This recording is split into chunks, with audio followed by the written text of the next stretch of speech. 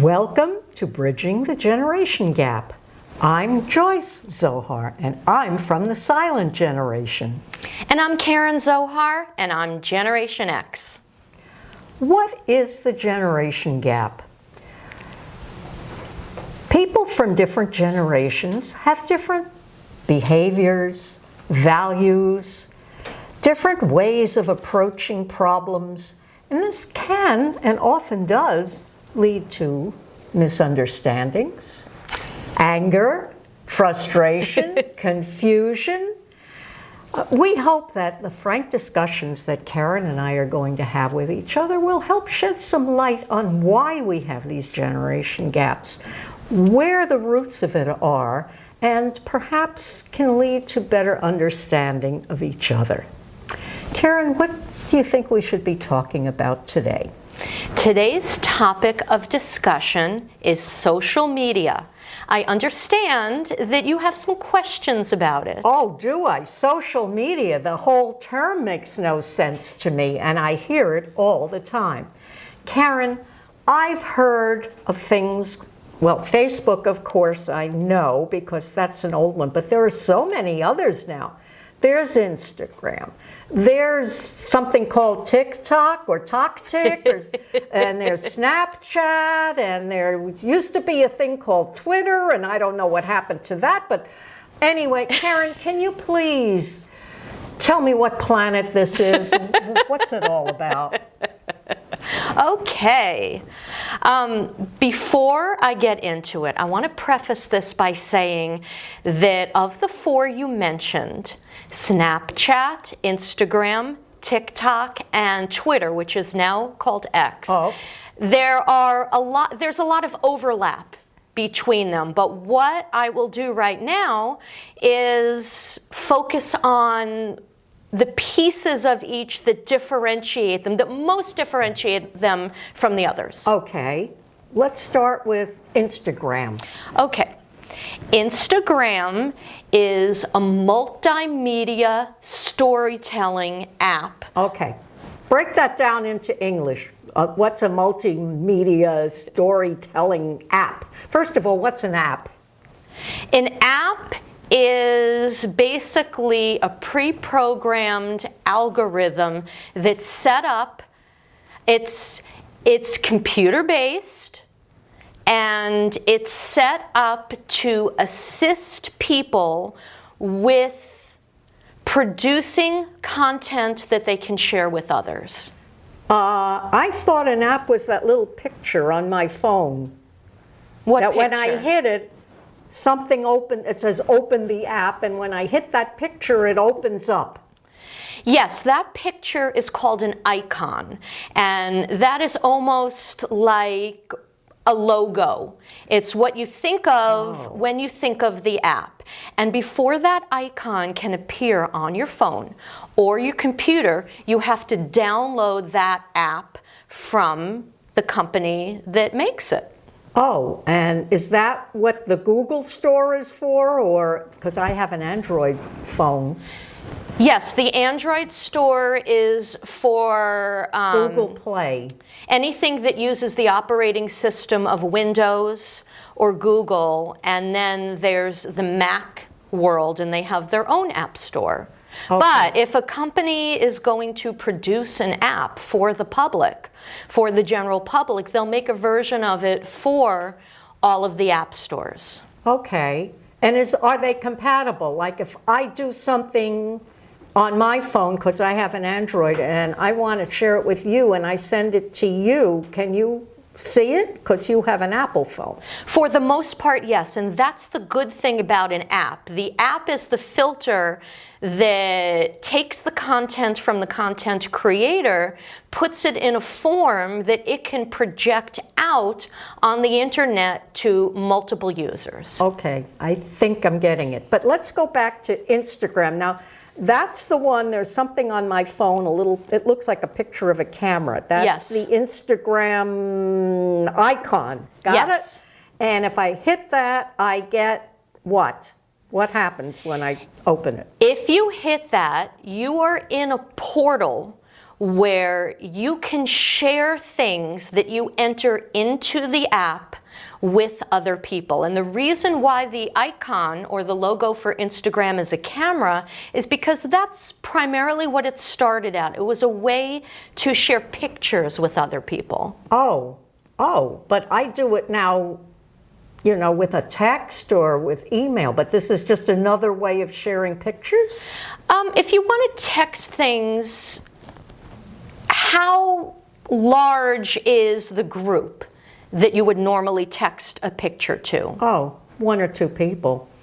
And that's fine for texting, but on Instagram, you can put it out there and millions of people could potentially see what you put out there. Now, there are what we call controls on all of these apps, which means if you don't want your stuff out there for everyone to see, you can make your account private, but it still may be more advantageous than setting as a text because maybe you have an extended family, maybe you have 15 to 20 people you'd like to share something with, I see. and so you can post a photo and it's just a little bit more convenient than pulling up all those phone numbers on text or sending it out on email. However, when I say it's multimedia, it has evolved and progressed to the point where it's not just pictures. You can put sound to things. You can put video to things.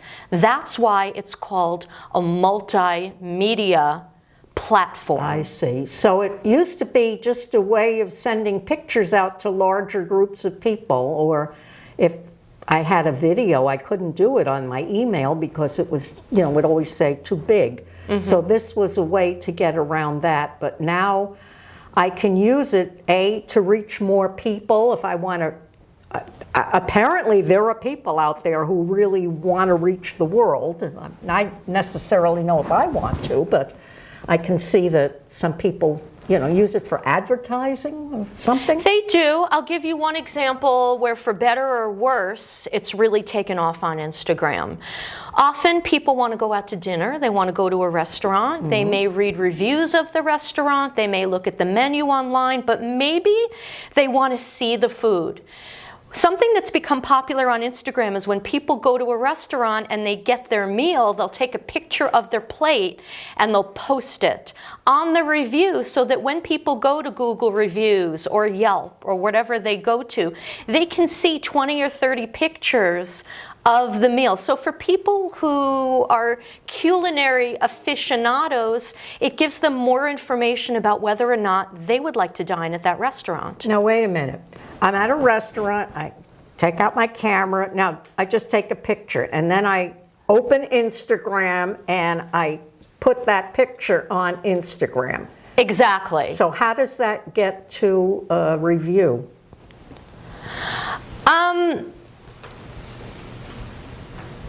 You would have to post it on Instagram and on Yelp or Google so that's Reviews. It's a separate thing. Correct, but you know, not everybody reads reviews. Some people prefer not to go to Yelp, or some people they just want to Google the restaurant, and if you Google pictures, it'll pull up all the Instagram pictures of food at that restaurant. I see. Okay, well, you know, I don't want to spend the whole time on Instagram because I have a lot of questions, but let's move on to another one. What is Snapchat, and how does it differ from Instagram? Sure. Snapchat is primarily for the youngest demographic that is allowed access to digital and social media. According to Global Digital Insights, the primary demographic, 90% of the people on Snapchat are between the ages of 13 and 24. Oh, and why is that? Why is that different? Snapchat has some unique features that young people like.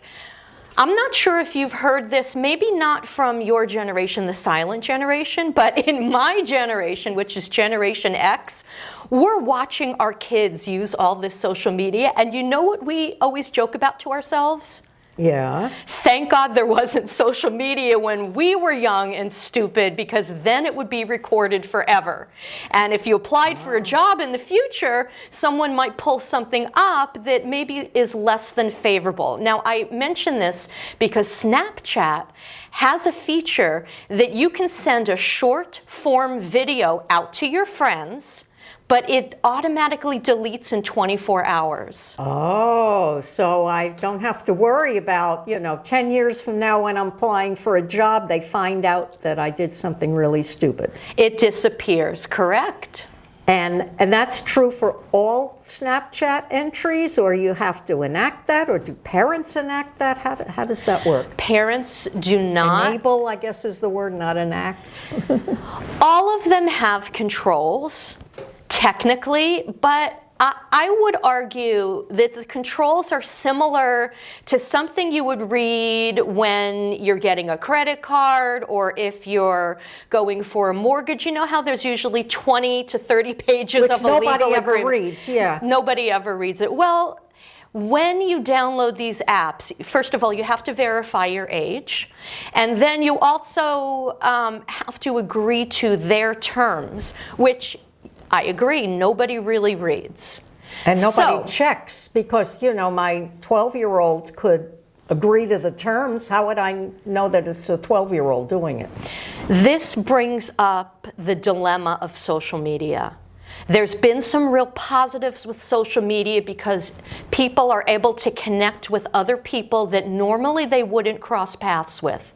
However, it's been a portal for nefarious people to access young teenagers, both girls and boys, for purposes that we don't want them having contact with them. Yeah. And the FBI is on this, and law enforcement is having to deal with this now. I know when I was a teacher in a high school, we had several instances where certain students would post things about other students on social media that were completely inappropriate. Bullying. Absolutely. So I don't really have an answer for you for how do we wrap a nice rope around this and get rid of the negatives. All I can say is that, like any technology or anything new that comes to humans, there's always going to be pluses and minuses. So Snapchat is trying to give students or kids a little bit of cover by saying to them, this will not stay out in the digital world forever. I see.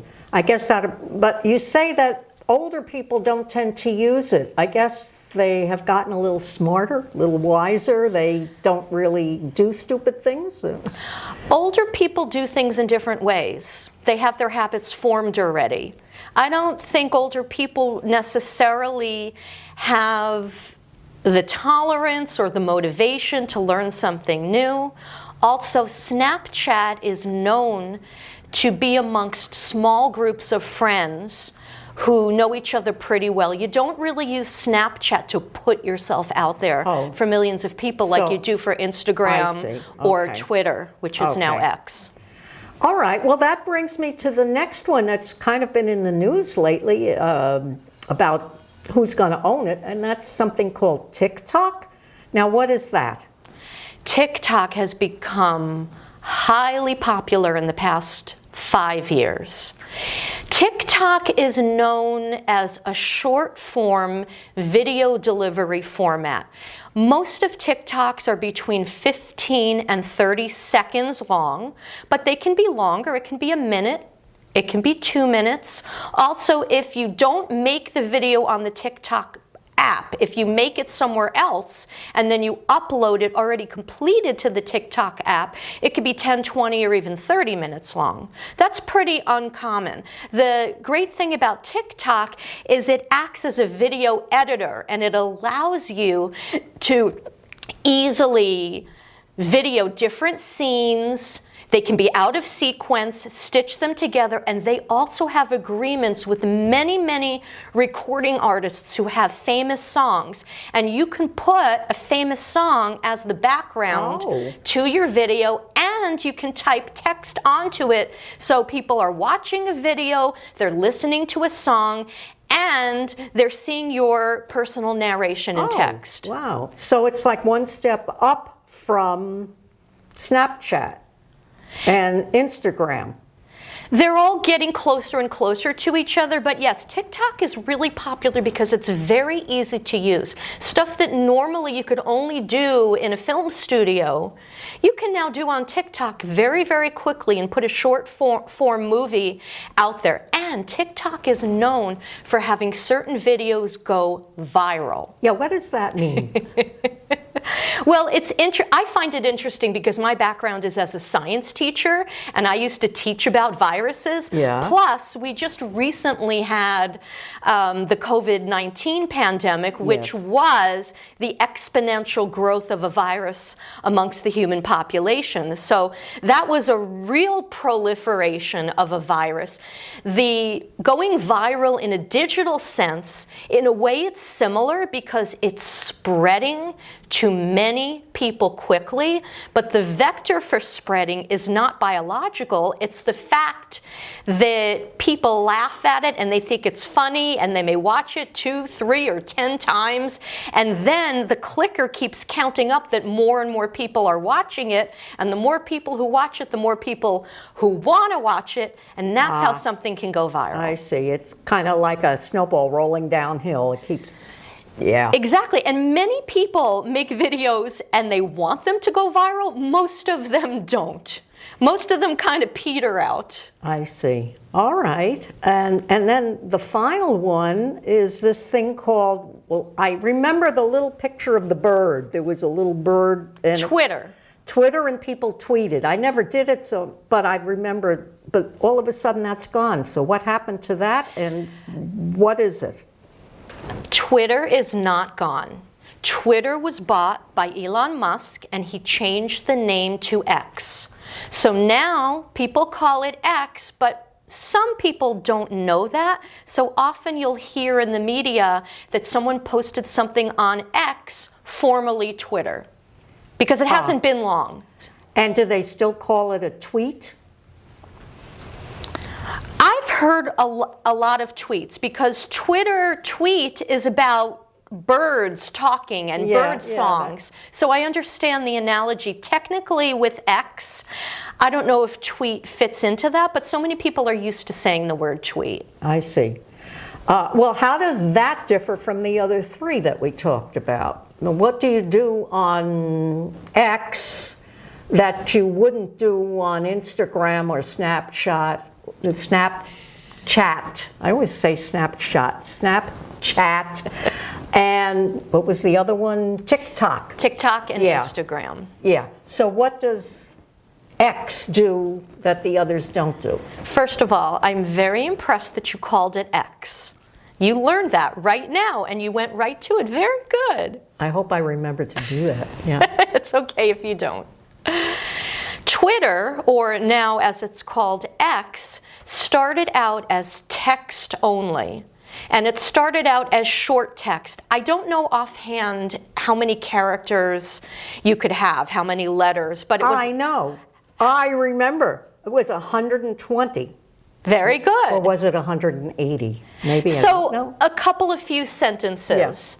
And Twitter was a way for people to put out there to the public things like social commentary, opinions about what they have about things. Politicians often use it to get messages out there when world events happen and people want to know what is their congressman doing about it, what is the governor doing. So a tweet is a quick way to give people a status update. Even police departments will put stuff out on Twitter based on ongoing and pending cases, instead of having everyone call the station and ask, what's going on? Karen, you called it Twitter. It's X. You're right. I stand corrected. So in other words, X, it's an easy way to remember it, X. It's just for text. It's words. It's no pictures. You don't put pictures or videos on X. It started out as just text, but as you know, in this really steep competition of social media, the different companies have decided to add on features. So now Twitter can have pictures. So it sounds like this is all kind of coming together, and they're all going to be doing the same thing in the end. If things moved along as they are now, technically that would be the case. I would argue that all of this is new, the past 10 to 15 years for social media. And it's creating a lot of new opportunities and new challenges that I think are going to change the market. So maybe that's going to happen, but maybe some of them are going to burn out. Maybe some are going to be bought by others. That brings up the question of, is there going to be a monopoly, and will it be broken up? There's all kinds of things that could happen. Well, I don't know if I will be around long enough to see the results of that, but I have some more questions about what's happening today. I keep hearing about content creators and followers. What's that all about? Content creators pitch the ball, to use a baseball analogy, and followers catch the ball. On any one of these four things that we discussed? Content creators put it out there. They release something, just like the pitcher releases the ball. And the followers take in something. They're the ones who click on it. So is that what it means when they say somebody has 1 million followers? It means 1 million people clicked on that particular thing? It means that that follower is interested in that content creator enough that they clicked the follow button, and they will be included in any future content that that person puts out. It's possible to look at one video or one picture or one tweet that someone has put out there, but if someone, Joe Q. Public or Jane Q. Public, finds it interesting, then they can click follow, and then they'll be in the loop anytime that person creates content. Okay, well now, there has to be money involved in this. People, you know, I'm sure there are a lot of egos involved and people want to put their own things up there, but that sounds like a money-making opportunity. How do people make money doing this? There are different ways to do that. Let's start with a platform that you're probably familiar with. Are you ever on YouTube? Oh yeah, a lot. Do you notice that when you click on a YouTube video, very often an advertisement or two advertisements play first? Yes, I have to wait until I can click skip the ad, yeah. Yeah, so that is one way to make money, is that ads can be put on your content. I have a short story about 10 years ago when I was teaching and I was sort of on the forefront of this. I put a video on YouTube that showed how to do a laboratory technique. And it happened to be a laboratory technique that was needed for British school students to pass their A-levels. Oh. And I got a lot of views on it. And now, every once in a while, I pull it up, and there are ads on it. I never agreed to ads, but I did agree to the YouTube policy when I posted it. So they're allowed to put ads on your content. But you don't get any benefit from it. You don't get a check in the mail, do you? Look, I am just a tiny, small fish in a very large pond. I think the most views I got on this, remember it was a scientific laboratory technique, but I was really impressed that I got 40,000 views. 40,000? Yeah. Wow. But that's nothing compared to 1 million, 10 million, 50 million. In order to really make money on this, a lot of people have to watch it. So there's a lot of motivation for people to be engaging, interesting, and maybe even controversial. I see. So if I wanted to be a content provider as a living, because I've actually heard people, young people these days, what do you want to do when you get out of college? I want to be a content provider. They can actually make a living doing this? Absolutely. Absolutely. All I would add to that is there are so many people that want to be content creators, and there are very few that successfully make a living of it. It's kind of like back in the olden days when people said, I want to be an actor or an actress. Okay. Yes, some people are very successful at it, but there are many people that go down that path that never can earn a living doing it and eventually have to change their course. Well, Karen, thank you for kind of explaining the landscape to me. I really didn't understand the differences among the... Are there other things besides those 4 that I mentioned? Well, there are others, but there's something else I do want to mention, and that is there are other ways for these companies to make money. One of the ways, like YouTube does, is to put commercials on there. The other ways are for the companies that make the app. When you download the app, they will have access to some of your personal information. Oh. They may have access to your address book. They may have access to the cookies of the websites that you visit. Have you ever noticed on Facebook that if you do a search for something, sometimes those advertising show up on the side of your Facebook? Yes, absolutely. If I buy something on Amazon, all of a sudden I'm getting ads for similar products, like they knew that this is what I bought. Well, that's something I think users of social media should be more aware of, is that their personal data is going back to the companies that have the app, and those companies are selling that to other companies who would like to use that to get you to buy their products. I see. Well, it really, so it's not just, gee, I'd like my grandchildren to see what I'm doing here in Laguna Woods, take a picture and send it to them. It's gotten pretty complicated now. It can get really complicated. I hope that this is a first step in you understanding a little bit more about it. There are many resources that can help people learn more, but we're out of time right now, so I think we're going to have to wrap this up. But I really enjoyed having this conversation with you. Thank you, Karen. All right. And thank you for watching. We hope that you enjoyed this episode of Bridging the Generation Gap, and we'd like to hear your opinions about what we discussed.